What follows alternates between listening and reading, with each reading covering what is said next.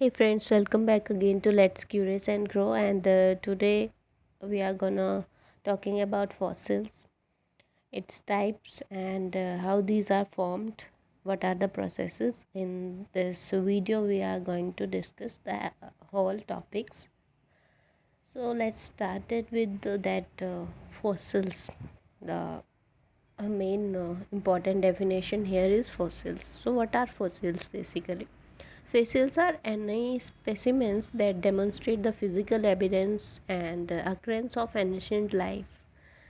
In paleobotany and evolution of plants, Stewart in 1983 gave a very simple definition of fossils, that any evidence of prehistoric life is basically known as your fossils. कोई भी ऐसा evidence, कोई भी ऐसा अवशेष जो आपको pre historic पुरानी जो किसी भी एक डेड एनिमल या किसी भी सेडिमेंटेड पार्टिकल की हिस्टोरिक लाइफ के बारे में बताता है, कोई भी ऐसा एविडेंस जो आपको मिलता है, that is basically known as fossils. So these are the remains, impressions or traces of the past organisms that are found embedded in the rocks of different ages are called fossils. वो किसी भी as के हो सकते हैं. And formation of fossils जो भी होती है आपकी, ये बॉटम में होती है हमेशा, not on the upper layers. Basically formation of fossils at the bottom of a lake, basically that is a example here and this picture right now we are looking. So the study of the past plant life is known as paleobotany and it can be made through the use of fossils. So past 1 million years ago जो भी plant life थी, जो exist करती थी अर्थ के surface में, we are talking about that as fossils. So Lindley and Hutton in 1831 published their classical book, The Fossils Flora of Great Britain. So this is a classical book on this. And the father of Indian paleobotany is known as Professor Birbal Sahani. So basically this is the fossil. Fossils जब भी word आता है, it means to dig. Means any fossil came from a Latin verb that means fodder. Fodder which means to dig out something, किसी चीज़ को खोद के निकालना. So this is all about fossil, कि फॉसिल किसे कहते हैं. अब बात आती है कि फॉसिल के डिफरेंट तरह के पार्ट्स या टाइप्स कह लेते हैं हम जो आते हैं. So basically we are talking about सब फॉसिल्स. अब ये सब फॉसिल्स क्या होते हैं आपके? ट्रू फॉसिल्स होते हैं. ये ट्रू फॉसिल को जब डिफ्रेंशिएट करते हैं सब फॉसिल से, मीन्स ऑल डेड बॉडीज़ हैं प्लांट्स की, एनिमल्स की, ठीक है, वो आपकी कैसे रहती हैं? Which remains happen to remain buried in any sediment. किसी भी सेडिमेंट के नीचे वो अप्रॉक्सीमेटली दब गई हैं, less than 6000 year old. These specimens are less mineralized and compare to fossils. ये बिल्कुल मिनरलाइज्ड नहीं होंगी या बहुत कम मिनरलाइज्ड फॉर्म में आपको मिलेंगी. सो इनको कंपेयर कर दिया जाता है फॉसिल से. सो ये सब फॉसिल्स हैं. सेकेंड आपकी बात आती है सूडो फॉसिल्स की. तो सूडो फॉसिल्स, ये जो आप सारी इमेजेस देख पा रहे हैं, these are petrified, mold and cast, carbon films, trace fossils, preserved remains are here. ये सारी टर्मिनोलॉजीज आने से पहले आपकी सब फॉसिल की लेयर आपको देखने को मिलती है. Okay, so when we will come to here that what is terrification. Here you can see this image of picture giving you here. It is a hard form, like petrification of mineralized plant is there. Those fossils which preserve both external and internal structure, means इसमें internally externally दोनों तरह से आपके जो structures हैं वो preserved हैं, इसलिए इसको क्या बोला जाता है? आपका टेरिफिकेशन. और ये मिनरलाइज प्लांट्स होते हैं बेसिकली आपके. Here every cell of plant और टिश्यू इज़ प्रिजर्व्ड. हर एक पार्ट को बहुत बारीकी से क्या कर दिया जाता है? प्रिजर्व करके रखा जाता है. जो आपने ऊपर इमेज देखी, that is basically a figure of TS of petrifaction of phenophyllum stem from the section of coal ball. इसमें आपको रॉक देखने को मिल रही है सबसे आउटर रीजन पे, उसमें फॉसिल मटेरियल है, उसके अंदर कॉल बॉल है जिसको टेरिफेक्शन का नाम दिया गया है। टेरिफाइड स्टेम में अब आप सराउंडिंग रॉक आपको प्रिजर्व होके मिल रही है, कॉल बॉल मिल रही है जो बेसिकली टेरिफेक्शन कहा जाता है जिसको। सेकेंडरी जाइलम इसमें प्रिजर्व है और प्राइमरी जाइलम भी इसमें प्रिजर्व्ड है। So here these are also called mineralized cellular preservation। इसमें ऑर्गेनिक मैटर को रिप्लेस कर दिया जाता है एक पर्टिकुलर वॉल्यूम और मिनरल मैटर के साथ।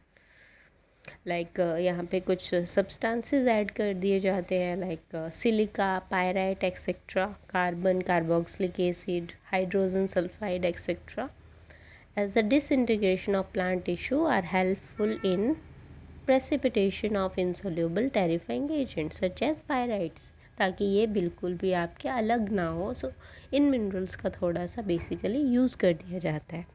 Next we are talking about the moulds and casts here. So casts को बेसिकली एक वर्ड से रिप्रेजेंट किया जाता है, incrustations. So these are the commonest type of fossils. जो कास्ट होंगे कॉमन टाइप के फॉसिल्स हैं और ये बिल्कुल सुटेबल रहते हैं for the study of morphology of plants. Morphology means जो इसके स्ट्रक्चर्स हैं उनकी एनाटॉमी को स्टडी करने के लिए, बेसिकली प्लांट्स की जब हम बात करते हैं। In this fossils external form of plant is preserved as cast. Means इसका जो इंटरनल स्ट्रक्चर है, सॉरी एक्सटर्नल स्ट्रक्चर है प्लांट का, उसे तो बहुत अच्छे से प्रिजर्व कर दिया जाता है as a cast, but the internal structure is destroyed. Internal structure को डिस्ट्रॉय कर दिया जाता है, मीन्स वो इतना प्रिजर्व्ड रहता ही नहीं है। प्लांट और plant part get covered up by sand and mud and covering the sediment of mold becomes hard and the plant material inside roots away leaving a hollow.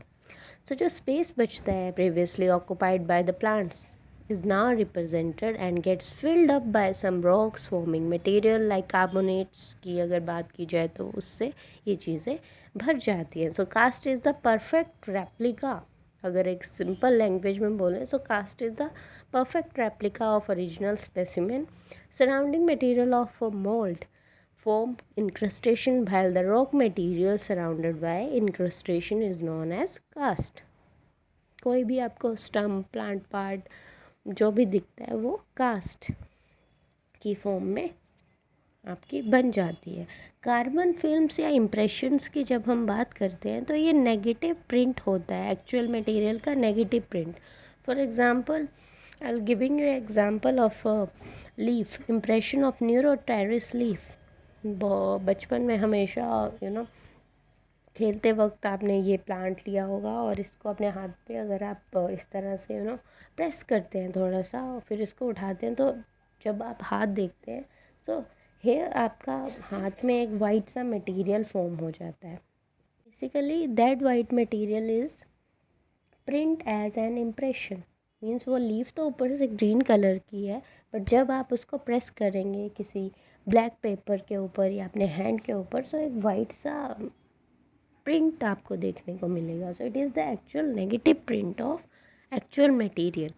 Actual plant material or impression is left, then clay is converted into rock and resembles with the part preserved.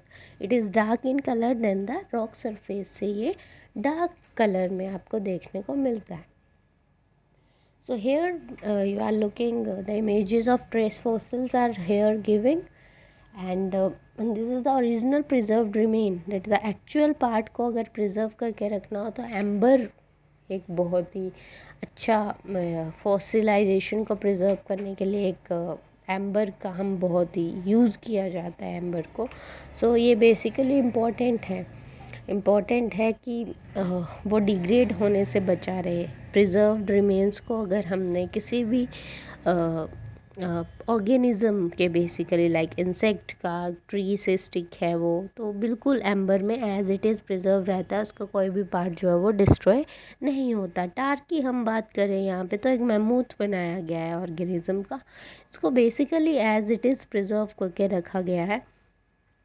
So trapped टारपिट में ये ऐसा दिख रहा है जैसे ये यहीं पे बिल्कुल बेसिकली इसने अपनी डेथ रिमेन देखी हो। सो आइस में भी ऐसा ही ऑर्गेनिज्म बुली मैमूथ का बनाया गया है। वेरी कोल्ड रीजन में जब कोई भी एनिमल मर जाते हैं तो ये प्रिजर्व इस तरह से हो जाते हैं, इवन इसके हेयर्स भी हैं वो भी आइस में प्रिजर्व हो जाएंगे। सो जो चीज़ जैसी है उसी ओरिजिनल स्टेट में उसे प्रिजर्व करने की कोशिश की जाती है।